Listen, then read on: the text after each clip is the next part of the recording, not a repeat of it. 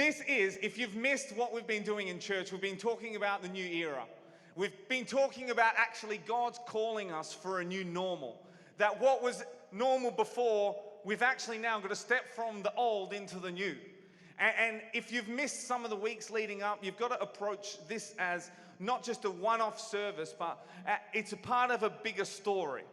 So you're only hearing the final chapter in what's been a bigger story, but tonight the series ends. Oh, I know. But it's all still living through the power of the internet. So you can download and you can pray. You can be sitting on the bus, minding your own business, and then just lift your hands in worship. The person will think you're giving them some kind of blind high five. They might just come over and do that. It's all good. But this is what we've had. It's normal to be powerful. It's normal to be great. It's normal to be in the Word. It's normal to be righteous. It's normal to take up your cross. It's normal to be led by the Spirit. It's normal to be free. It's normal to live healed. It's normal to know joy. This morning we had it's normal to have confidence. And tonight I think I've got the easiest of them all. And that is, it is normal to believe. It's just normal to believe. In fact, I don't just think it's normal to believe. I actually think we were born to believe.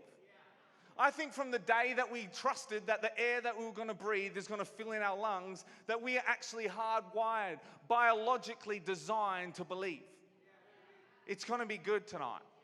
And I actually don't think it's a great challenge for us as children to believe. We're actually born into this world, and as we start our first few steps, we trust that when we throw ourselves off the couch, someone is going to catch us. Because it is normal to believe.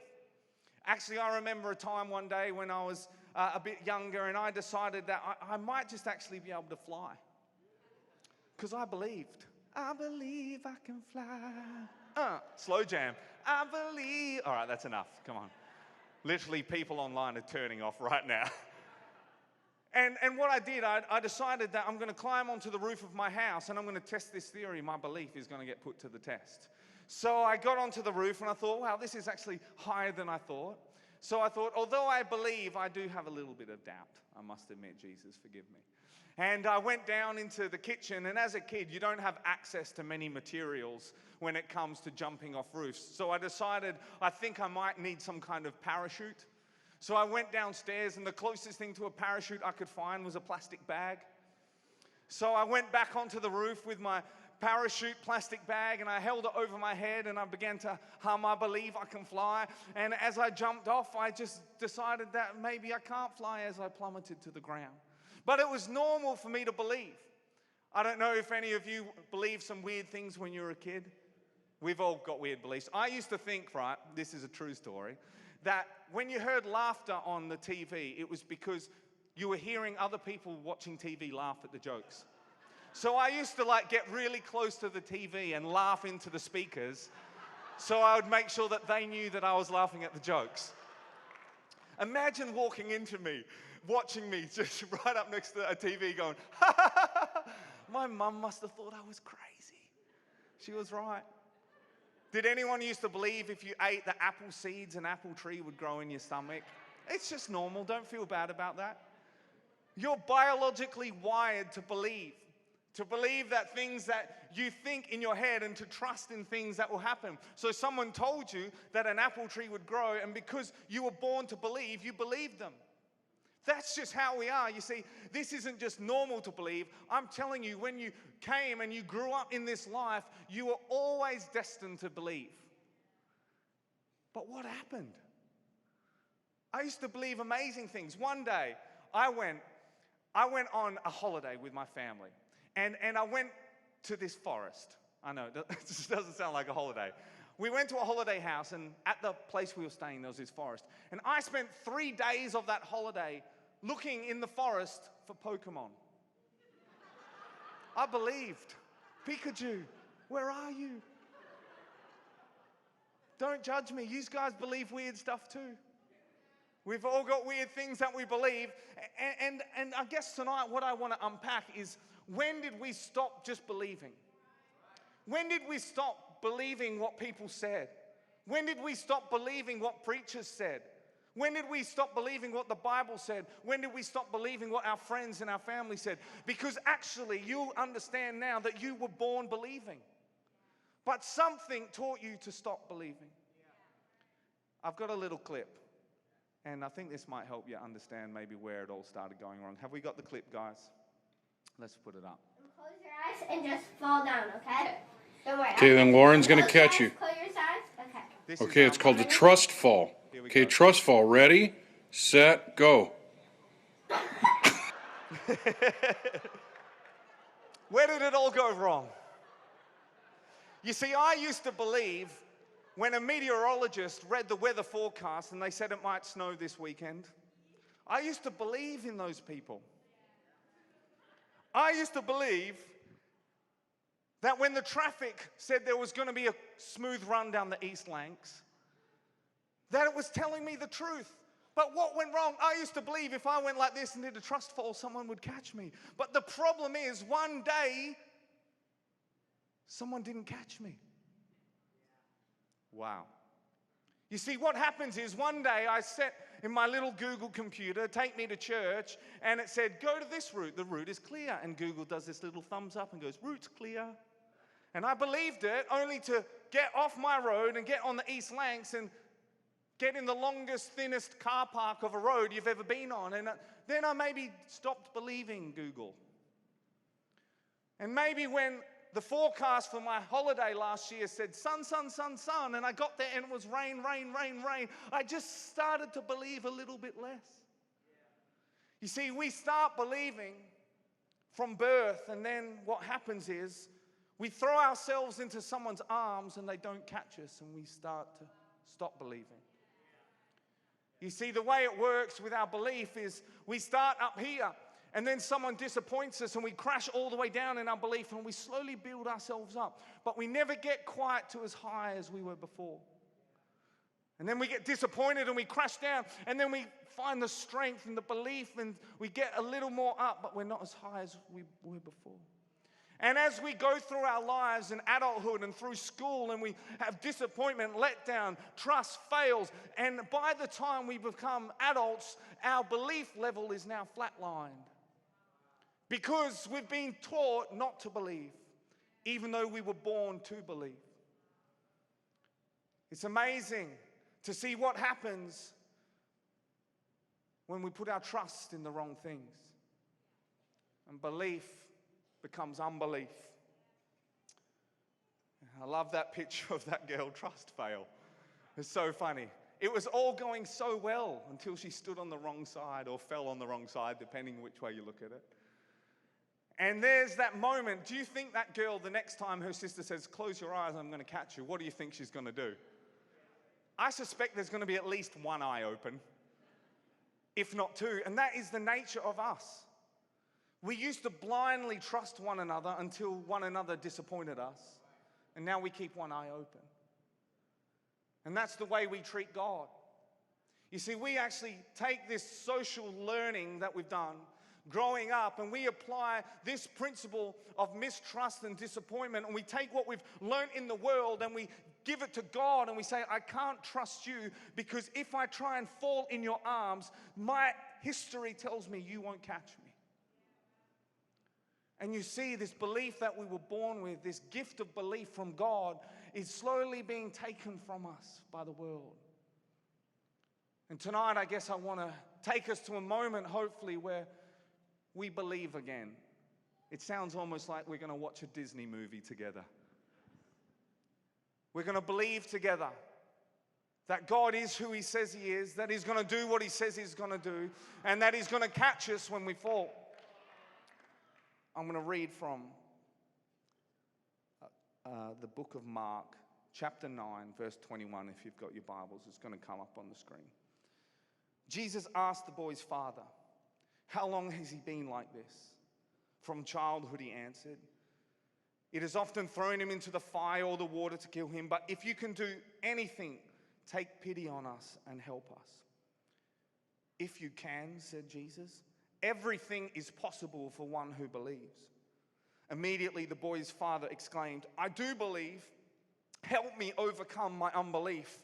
When Jesus saw the crowd was running to the scene, he rebuked the impure spirit. "You deaf and mute spirit," he said, "I command you, come out of him and never enter him again." The spirit shrieked, convulsed him violently, and came out. The boy looked so much like a corpse that many said, "He's dead." But Jesus took him by the hand, lifted him to his feet, and he stood up. See, we see this miracle, this moment, but to fully appreciate what's happened, you need to know what happened just before this. You see, before this miracle, they had this moment called the Mountain of Transfiguration, where Jesus and his disciples were gathered on a mountain and they had a time with the Father. And out of that moment with the Father, the miracle with the boy happened. You see, we often approach Jesus in our time of need and we say, "God, we need this sorting, we need this sorting." And Jesus will often say to us, "But you should have came yesterday for the miracle you needed today." You see, the way we treat our faith is more like McDonald's miracles than real faith. We try and queue up at church drive-through and say, "I'll take a Big Mac and a fries and a healing, thanks." And we drive through. But the reality of the faith and the belief that Jesus is talking about, it's a belief that happened yesterday for what we needed today. You see, the belief and the power to see what they saw on that day happened on the mountain. The boy's father says something really amazing here. He says this. He says, "But if you can do anything, take pity on us and help." If you can do anything, Jesus. I find in life sometimes we ask the God who can do everything if he can do anything. And the short answer, if he can do anything, the answer is no. But he can do everything.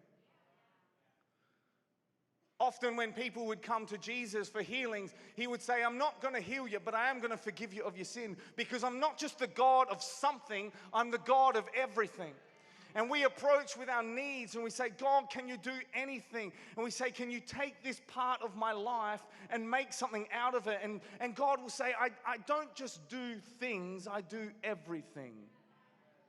And we try and approach our belief in God by presenting him with specific needs and say, "Can you do something with this? Can you do anything with this?" And Jesus says, "What I want to do is actually everything in your world. I don't just want to do a part of your world. I don't just want to provide you this quick fix or this hit. I don't want to just click my fingers and take away the hurt. I don't want to just stick a Band-Aid on your need. I actually want to be everything, not just something." And the way that we approach Jesus has to be in the thinking of, he's not the God who can do anything, he's the God who can do everything. We've got to do our best to get out of this frame of mind that Jesus only operates in some parts of our lives, but he's actually the God of everything. Not just the God of anything, he's the God of everything. You see, faith and belief, just like we were born to believe, back in the times of Jesus, everyone believed. Everyone believed in something. Back in the day, there was an estimate of about, when Jesus was knocking about 8,747 different small g gods. People believed. People believed in a lot of stuff. You see, how belief worked was if you had a need in your life, you would go to the little g God that could meet your need. So if you were a farmer, you would pray to the God of the harvest. And you would do all you can to give your offerings to the God of the harvest. And if the God of the harvest gave you a good crop that year, you would then praise and worship the God of the harvest. If you didn't have kids, you would pray to the God of fertility because you wanted to have children. And you wouldn't praise until you had what you wanted. The way that it used to work is there was a measure of faith. And people did have an amount of faith, and they used to invest that measure of faith into one of their little g gods. I know it sounds crazy, right? It sounds like it's something that we would never do today. But what I've identified in my life is there's some things that I actually invest my faith in the God of maybe when my overdraft is creeping in and I begin to pray to the God of the overdraft. And I actually invest my faith in the God of the overdraft. Or maybe you might be lonely, you might be single, and you might not feel that there's someone around the horizon. So you invest your faith into the God of marriage. Maybe you're hurting, or you've been hurt in the past, and maybe you invest your faith in the God of healing. Or maybe you're anxious and you invest your faith in the God of peace. But the reality is, what this is and what this looks like is little g gods. And we actually take this portion of faith. Now, we know we don't need much faith. In Matthew 17, Jesus says, all you need is faith the size of a mustard seed. And you can tell that mountain to go into the water. So we know we don't need much. It's not a quantity issue. We don't need to have mountains of belief. We just need the right kind of belief. We need to believe in the right kind of thing. You see, the downside of putting our mustard seed of faith into the little g God of healings, or the little g God of money, the little g God of relationships, is that if we don't get back what we want, we never truly worship. It's that time of year where my daughter she's learning to write now, and she's writing her first Christmas list. God help us all. I'm like, yeah, as long as it's in Aldi, Santa will give you anything you want. That'll preach. And I started to think about the way that I actually relate to God. And the way I relate to God is not too dissimilar to the way that Nia thinks about Santa. And actually, she believes in Santa because Santa brings her gifts. Now, the danger, if you have a list of needs and the way your belief system works is only if I get these needs met do I truly believe, then what happens if the need is never met? Then who do you believe in? What happens if you never find what you've been praying for, or you're never healed of the sickness that you have? What happens to your belief then? Because if you're only believing in the God of miracles, and all your faith is put into a miracle and not into something bigger, then what happens if that miracle is never fulfilled? What have you done with your faith? What have you done with this precious gift of faith? You see, depending on their needs and our needs, we pray to a different God. The problem is that we end up putting our faith into something, into some moment, into some miracle, into some shopping list, into some Christmas list that we present to God, and we put our faith that these things will come to pass. But really, what true belief, what true faith is not faith in something, it is faith in someone. You see, belief isn't defined by how many ticks you've got on your miracle list. That isn't what faith is measured by. Faith isn't measured by the success or unsuccess of your prayers. You can't measure faith by the size of your bank accounts or your harvest or any of these things. You can only measure faith by the size of the person that you're putting your faith in. You see, true faith isn't put into a moment, into something. He's not the God of anything, He's the God of everything. Faith can't be placed into something, it has to be placed into someone.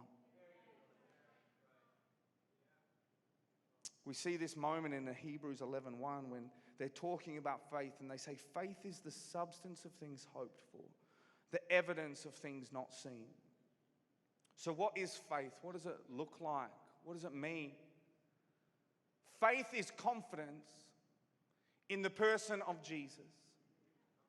That even if my Christmas list of wishes don't come true, I will not lose faith. Because I'm not confident in my request, I'm confident in my God. You see, true faith is not dependent on how many answers you get or how many miracles you see in your life. True faith actually says, regardless of what happens to what I'm praying for or what I'm believing for, irrespective of that, I will still have faith because I have faith in the person. That's what faith is. That's what belief says. No matter what happens, I will believe. No matter what happens, I will believe. If the band can come up. No matter what happens in my world, I'm going to believe. If things don't go the way that I want them to, it doesn't matter, because my faith isn't in a Santa Claus. My faith isn't dependent on a list of things that I want. And if I get those things in my life, I'm going to worship, I'm going to praise, I'm going to lift him up. No, my faith is in a person. So even if those things don't happen, I'm still going to praise. I'm still going to worship. I'm still going to believe. The other day, our school that all our kids, a bunch of our kids all go to the same school. It's pretty great. It's really novelty. You go to church to drop the kids off in the morning, and it's like a small church. It's awesome. And the other day at school, we had a parent-teacher night, and Ava went to chat with the teacher to see how Nia's going. She's only 5 years old, and the teacher was saying Nia's amazing. She's, and those of you who know my kids, they are truly stunning little girls. They're beautiful, they're kind, they're generous, they're loving. And the teacher said all these things, and I wasn't surprised by those, and a sense of pride. I'm like, yeah, I'm partially responsible for that. Okay, maybe not partially, slightly. My wife Ava is definitely mainly to blame for all the good things. But the teacher said something else, which is ridiculous when you see my response. But the teacher said, some of Nia's spelling maybe just isn't where it needs to be. And I put on a brave face in the kitchen when Ava told me, and I was like, oh, that's cool. We'll just spend some more time reading with her on the weekends, and we'll make sure that, we get all that sorted out. And it was on the way home, after work that day, and I started to get really emotional in the car. And I got quite upset. And you see, the reason is, when I was at school, I could never spell. And when I heard the news about Nia not being able to spell, I started to think, oh, this is my fault. I can't do this, and because of who I am now, my daughter is gonna be who she is. And I remember so vividly in school as all my friends would slowly distance themselves in the classrooms as I would stay in the bottom school. I would be in the lowest class, and I'd see all my friends slowly go up into other classes. I remember thinking in my heart when I was in the first year of high school, I used to think, well, now I'm gonna have to be funny because I'm definitely not gonna be smart. I remember all these feelings, and as I was processing this, and I began to get a real sense of guilt and fear about Nia's future. And I was thinking, God, I don't want her to have to go through what I went through. I don't want that story of mine to be that story of hers. And Jesus said something to me in the car. He said, Paul, do you believe? He said, do you believe in me? And I stopped and thought, yeah, I believe in you. And Jesus said to me, he said, Paul, if you believe in me, then you've got to believe in my promises. He said, if you believe in who I am, then you've got to believe in what I say. Wouldn't it be crazy if you told me tonight that you believed in me, and I said, great, you all believe in me, thank you so much. And then I said, I'm going to pick you all up, and we're going to go to Christmas markets on Tuesday night. And everyone was like, yeah, that sounds awesome. And everyone was getting excited, and you were like, I believe in you, you believe in me. We're high-fiving, we're hugging, it's all going good. And then Tuesday night comes, and I rock up here, and no one's here. And the reality is, the reason why no one came here is because although you said you believed in me, you actually didn't think I was going to turn up. You see, it's impossible to say that you truly believe in me if you don't believe in what I'm asking. You can't believe in me and then not believe in what I say, because if you don't believe in what I say, then you don't believe in me. And as I started to get emotional about this idea of Nia's future, God spoke to me. He said, you got to believe in the promises that I have for your life. Promises for your family. Promises for your future. You can't just say you believe in me and then not believe in what I have to say.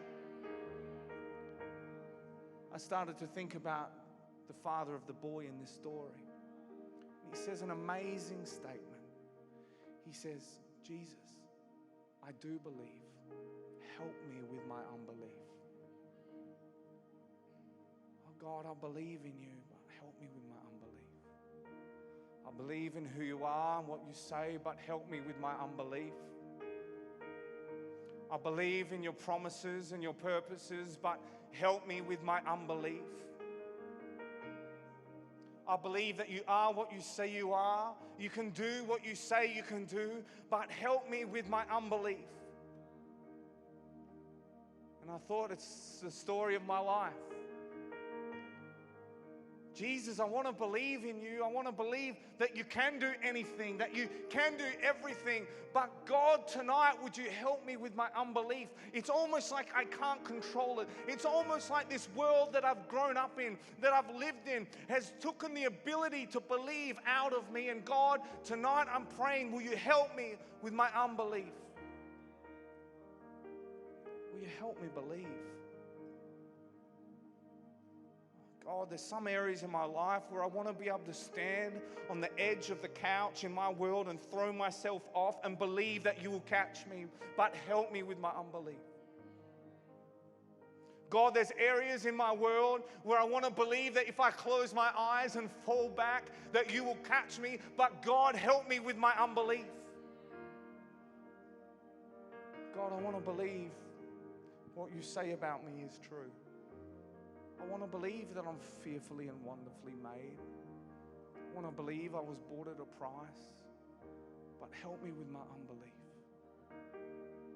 See, tonight, church, I just think I might not be the only person here that says, I believe, but help me with my unbelief. I believe in so much, God, but there's some parts of my world which I've got to keep one eye open. I can't truly fall into your promises. I can't truly surrender myself to your purposes because I can't fully believe. Help me with my unbelief.